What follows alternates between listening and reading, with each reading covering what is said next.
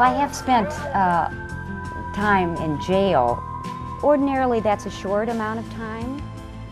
It's never pleasant, but it's pales in comparison with why we're doing it. So if we're doing it in light of protesting U.S. policy in Colombia, that would be one thing. But in comparison with what our U.S. policy is doing to our sisters and brothers in Colombia, it's nothing.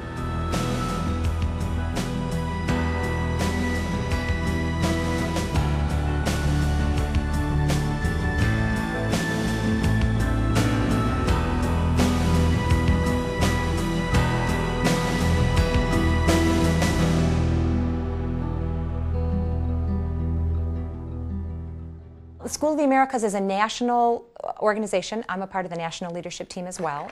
It's a national movement that's been around for over 10 years to close down the School of the Americas, which is located at Fort Benning, Georgia, and has a horrific, horrendous history of training soldiers from Latin America how to kill and massacre, torture their own people. And so the movement has been about closing that place down and connecting it to the evils that are a part of the institution. We all shook the evil of the SOA, the SOA, the SOA, you know, we all shook the evil of the SOA, and the walls came a-tumbling down. We gather at Fort Benning, many thousand people strong, 'cause the truth will not be silenced as we raise our voice in song. It's really about keeping our interests, our economic interests there, safe the way we want them. And it's the people who suffer, and they suffer at the hands of their own soldiers and country people who are brought to this country to be trained. We all shook the evil of the SOA, the SOA, the SOA, you know, we all shook the evil of the SOA, and the walls came tumbling down.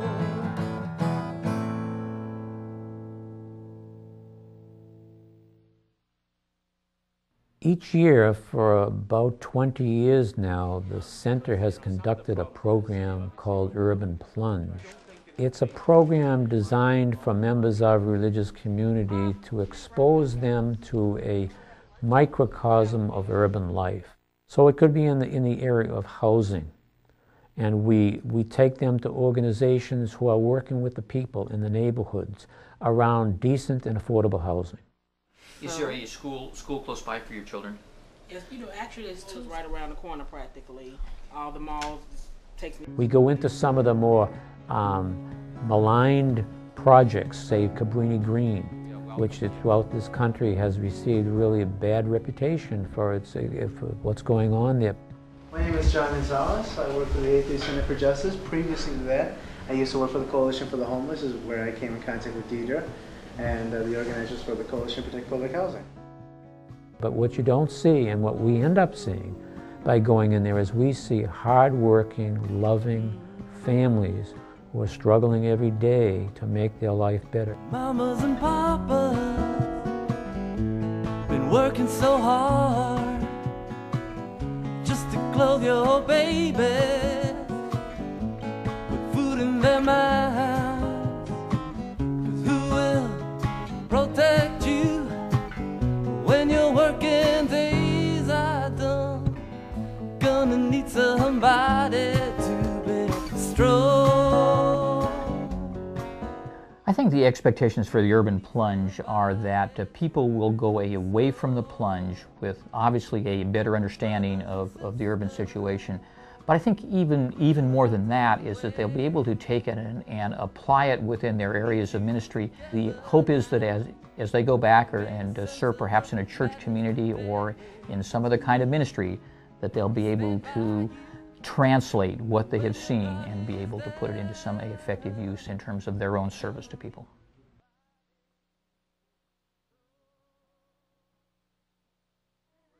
I think there's a joy here, and you only have to sit in to understand that.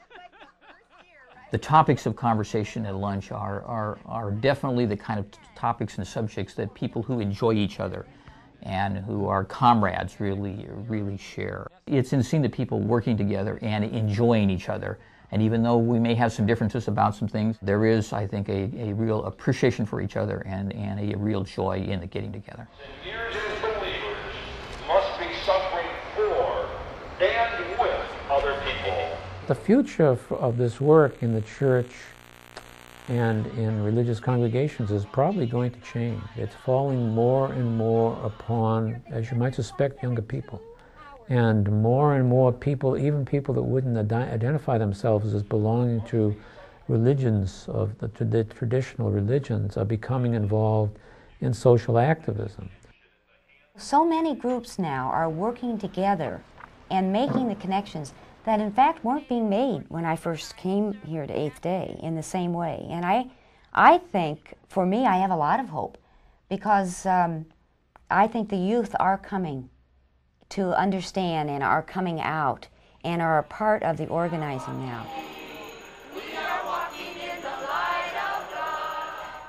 I think one big question is what all of us decide to do about our environment, about Earth, Mother Earth, ecology.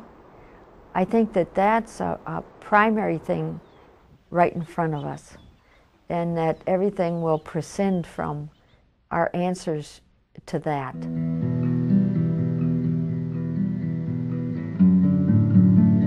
Am I a dying breed within the institutional church? You mean as a social activist?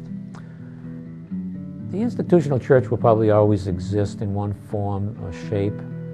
There'll always be people who are called by God to say things that aren't necessarily popular.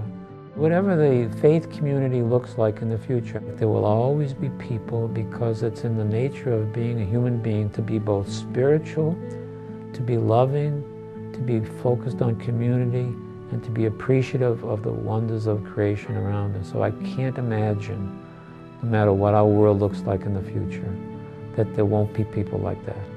I stake my life on it.